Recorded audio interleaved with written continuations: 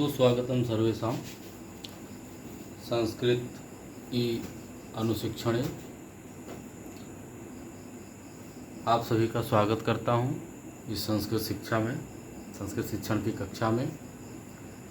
अभी तक हम लोगों ने संधि का एक परिचय पढ़ा था और संधि के परिचय में मैंने आप लोगों को बताया था सबसे पहले दीर्घ संधि, उसके बाद गुण संधि, उसके बाद वृद्धि संधि, उसके बाद यण संधि, उसके बाद अयादि संधि। तो इस तरह से स्वर संधियों के बारे में मैंने आपको बताया था और एक एक करके, जैसे दीर्घ संधि इसके पहले बताए हैं, इसके बाद आज गुण संधि बताएंगे और उसके बाद वृद्धि संधि। इसी तरह से क्रम से सारी संधियों को आपको बताएंगे। दोस्तों, किसी भी भाषा को समझने के लिए सबसे आवश्यक होता है उस भाषा से संबंधित शब्दकोश और उसमें प्रयोग किए जाने वाले शब्दों के बारे में। चूँकि जो संस्कृत है यह अत्यंत ही वैज्ञानिक भाषा है और इसमें जो शब्दों का प्रयोग किया गया है उनका आधार अत्यंत ही वैज्ञानिक है। तो यह जो संधि का विषय है यह एक वर्ण विधि होता है। यह वर्ण विधि है जो शब्दों में परिवर्तन करके और शब्दों के स्वरूप को हमारे प्रयोग के लिए उपयुक्त बनाता है।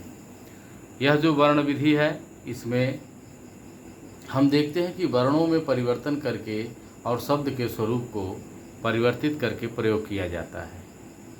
तो आइए शुरू करते हैं गुण संधि। गुण संधि का तात्पर्य यह है कि हमारी वर्णमाला में जो स्वर वर्ण प्रयोग किए जाते हैं उन स्वर वर्णों के माध्यम से क्या परिवर्तन करके और हम शब्दों को किस प्रकार से प्रयोग करते हैं ये सीखना है। आप लोगों को मैंने बताया था कि मूल स्वर जो 3 हैं अ ई उ, इन्हीं से क्रम से आगे के स्वर परिवर्तित होते गए हैं और बदलते गए हैं। तो सर्वप्रथम पाणिनि जी ने अ ई उ को प्रयोग किया और उसके बाद रीलरी वर्ण का प्रयोग किया। उसके बाद उन्होंने प्रयोग किया अ और ई को मिला करके ए वर्ण का प्रयोग किया और अ और उ को मिला करके ओ वर्ण का प्रयोग किया। अ और री को मिला करके अर बनाया गया जो गुण में गणना किया जाता है जिसका, और अ और री को मिला करके अल्प यह गुण एकादेश बनाया गया जिसका प्रयोग करके हम शब्दों को बनाते हैं। यहाँ पे हमें सीखना ये है कि अ और ई मिल करके ए बनते हैं। किस तरह से ये गुण संधि का रूप लेते हैं, तो इसके लिए पाणिनि जी ने गुण संज्ञा का एक सूत्र बताया है, अदेंग गुण, अर्थात अत एंग च गुण संज्ञम स्यात्। अकार और एंग प्रत्याहार, अकार और ए ओ को मिला करके ए वर्ण और ओ वर्ण और अ, इन तीनों को मिला करके इन तीनों को गुण संज्ञा बताई गई है। अब यह गुण संज्ञा हम प्रयोग कैसे करेंगे, तो इसके लिए उन्होंने गुण संधि करने का एक सूत्र दिया है जो यहाँ लिखा हुआ है, आप देख सकते हैं, आद गुणः। यह जो आद गुणा है इसी के आधार पर गुण संधि के सारे नियम बताए जाते हैं और इन्हीं नियमों के आधार पर जितने भी गुण संधि के उदाहरण यहाँ आप लोग देख रहे हैं ये सारे उदाहरण इन्हीं नियमों को आधार बना करके और हल किए गए हैं। सबसे पहले आप देख रहे हैं कि यहाँ पे लिखा हुआ है अ और आ। आप यह समझ लीजिए कि गुण संधि में अ और आ दोनों का प्रयोग किया जाता है। तो यदि अ के बाद ई आए या आ के बाद ई आए तो दोनों के स्थान में ए आ जाता है। इन दोनों के स्थान में गुण एकादेश हो जाता है, अर्थात पूर्व और पर, पहले वाला और बाद वाला दोनों को मिला करके एक वर्ण बन जाता है, जैसे ए। इसी तरह से अ या आ, इनके साथ जब इनके बाद उ होता है तो इन दोनों को मिला करके ओ बन जाता है। इसी को हम कहते हैं गुण एकादेश, अर्थात गुण एकादेश कहने का अर्थ होता है पूर्व यानी पहले वाला स्वर, पर यानी बाद वाला स्वर, दोनों स्वरों को मिला करके एक स्वर की रचना को हम कहते हैं गुण एकादेश। तो इस प्रकार हम देख सकते हैं कि गुण संधि में अकार और आकार और आ, इनके बाद जब ई उ री आए तो इन दोनों के स्थान में ए ओ और अल हो जाता है। ये गुण संधि का पूरा नियम है कि जब अकार औ आकार आ के बाद ई उ री आए तो इन दोनों के स्थान में क्रम से ए ओ अल हो जाता है। ये तो हुई आपकी नियम की बात कि गुण संधि का नियम क्या है और गुण संधि कैसे बनाई जाती है। अब हम आते हैं इनके उदाहरणों के साथ इन नियमों को जोड़ करके किस तरह से संधि की जाती है। तो आप देख सकते हैं कि यहाँ पे एक शब्द है देव और दूसरा शब्द है इंद्र। इन दोनों में आप देख सकते हैं कि व में अ है और इंद्र में ई है। इन दोनों के स्थान में मिलकर के बन गया ए, और यह ए कहाँ जुड़ेगा? वकार जो व में से जो अ निकला है यह हलंत हो गया है, इसी व के अ के स्थान पर और इंद्र के ई के स्थान पर, दोनों के स्थान पर ए हो गया। इसलिए आप यहाँ देख सकते हैं कि इस पूरे शब्द के मध्य में ए की मात्रा है, यानी व में ए की मात्रा लगी है। तो अ और ई को मिलाकर ए हुआ, व मिला ए पर तो वे हो गया, दे वे हो गया, और इधर बचा हुआ है इंद्रः, तो मिला देंगे तो हो जाएगा देवेंद्र। इस प्रकार से आप देखते हैं कि अ और ई मिलकर के ए बनाते हैं। इसी तरह से हम आगे बढ़ते हैं तो देखते हैं जब अ या आ के साथ उ जुड़ता है तो हमारा वर्ण परिवर्तित दोनों मिलकर के गुणादेश हो जाता है ओ, यानी अ और उ मिलकर के बन जाते हैं ओ। बच्चों, आप लोग हिंदी का वर्णमाला या संस्कृत का वर्णमाला पढ़ रहे होगे तो आपके मन में ये प्रश्न आता होगा कि किस तरह से ए अ आ ई उ री ए ओ आई औ ये सब वर्ण बने हैं। तो बच्चों ये ध्यान रखना कि प्रारंभ में मूल स्वर केवल 3 हैं, अ ई उ। इन तीनों को मिला करके धीरे धीरे वर्ण का स्वरों का विकास हुआ है।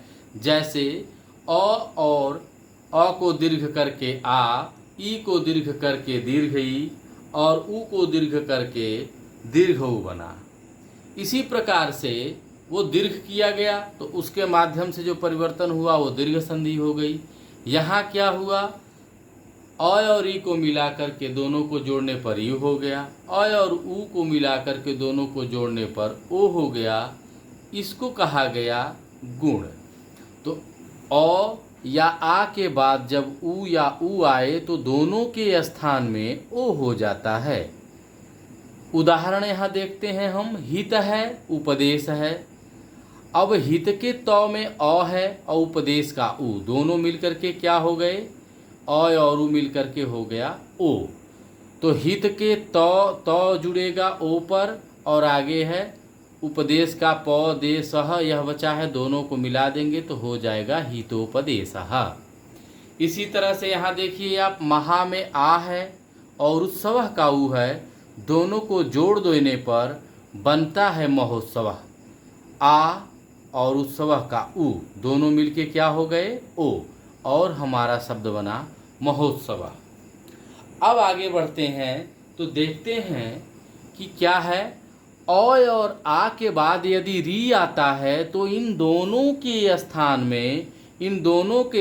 में अर यह गुण हो जाता है। यहाँ आप उसका उदाहरण देखिए, देव और ऋषि, इन दोनों को जोड़ते समय देव के व में अ है और ऋषि का री, दोनों मिलकर के हो जाएंगे अर। अब जब जोड़ेंगे तो यह जो अर का र है यह हो जाएगा रेप, यह चला जाएगा ऊपर। तो जोड़ेंगे कैसे? दे व मिल जाएगा ए पर दे व, और यहाँ बचा सी र चला गया ऊपर तो देवर्षि हो गया। इसी तरह से महर्षि, राजर्षि, देवर्षि, महर्षि, राजर्षि, ग्रीष्मर्तु, मासर्तु, बसंत ऋतु, इस तरह के शब्द बनेंगे। आज हम अभी यह परिचय बता रहे हैं, इसके बाद आपको इसके सारे उदाहरण आपको हम सॉल्व कराएंगे। उदाहरण के साथ जब आप सॉल्व करेंगे, उदाहरणों का अभ्यास करेंगे, तो आप इस संधि को सीख जाएंगे। और इसको सीखने के बाद एक बार जब आप यह सीख जाएंगे तो इसको हमेशा हमेशा के लिए आप कभी भी भूलेंगे नहीं। मैं यह दावा कर रहा हूँ कि आप कभी भी इसको नहीं भूलेंगे अगर आपने ध्यान से इस तरह से इन नियमों, केवल इतना यह नियम का जो भाग है, इन नियमों को ध्यान से यदि याद रखा तो आपका गुण संधि से संबंधित कभी भी प्रश्न गलत नहीं होगा। अब आगे आते हैं, अगला नियम क्या है? आगे है अ या आ के बाद यदि री आता है तो इन दोनों के स्थान में अल यह आदेश हो जाता है। इसका उदाहरण हम देखते हैं। तव है ऋकार है, तव का व में अ और ऋकारः का री दोनों को मिला देंगे तो अ और री मिलकर के अल यह गुणादेश बनाएंगे और हमारा शब्द बनेगा तवलकारः। इस प्रकार से हम देखते हैं कि देवेंद्रः, देव इंद्रः, देवेंद्रः, महा ईशः, महा के हा में आ और ईशा का ई दोनों मिलकर के हो गए तो हमारा शब्द बना महेशः। अब बच्चों देखो, कभी कभी क्या होता है कि आपको यह संधि विच्छेद न दे करके केवल आपके पास यह संधि युक्त पद होता है और आपको यह कहा जाता है कि आप इसका संधि विच्छेद करके उत्तर अपना लिखें। तो इसको कैसे पहचानेंगे कि कौन सी यहाँ पर संधि हुई है? तो इसके पहचान के लिए सबसे आसान यहाँ तरीका, मैंने यहाँ पे पहचान लिख करके आगे क्या लिखा है? ए ओ अर अल।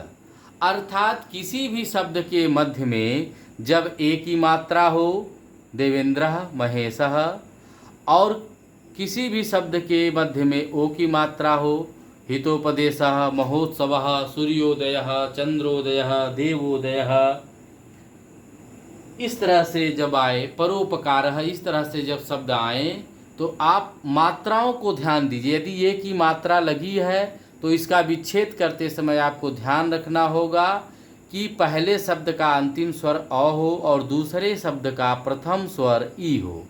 इसी तरह से ओ का जब विच्छेद करोगे आप तो ये ध्यान रखोगे कि प्रथम शब्द का अंतिम स्वर अ हो। जैसे हित, हितोपदेशः का संधि विच्छेद हित धन उपदेशः किया गया है। महोत्सव का महा उत्सव किया गया है। तो इसको संधि का विच्छेद करना भी आपको अच्छी तरह से आना चाहिए, नहीं तो आपको आता हुआ प्रश्न आप गलत करके आ जाएंगे क्योंकि आपने संधि विच्छेद को अच्छे से नहीं समझा। तो यह था आपका गुण संधि से संबंधित नियम और कुछ उदाहरण।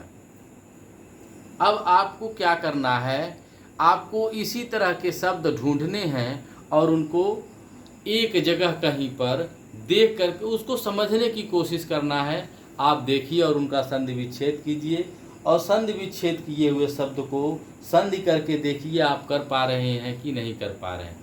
जिनको भी इस संधि से संबंधित कोई समस्या आ रही हो, यह संधि वो नहीं कर पा रहे हों या कोई शब्द उनको न समझ में आ रहा हो, तो वो कमेंट में बॉक्स में जा कर के कमेंट में अपना प्रश्न डाल सकते हैं और उनके प्रश्नों का उत्तर मैं निश्चित ही दूंगा और उससे संबंधित नियम भी बताऊंगा।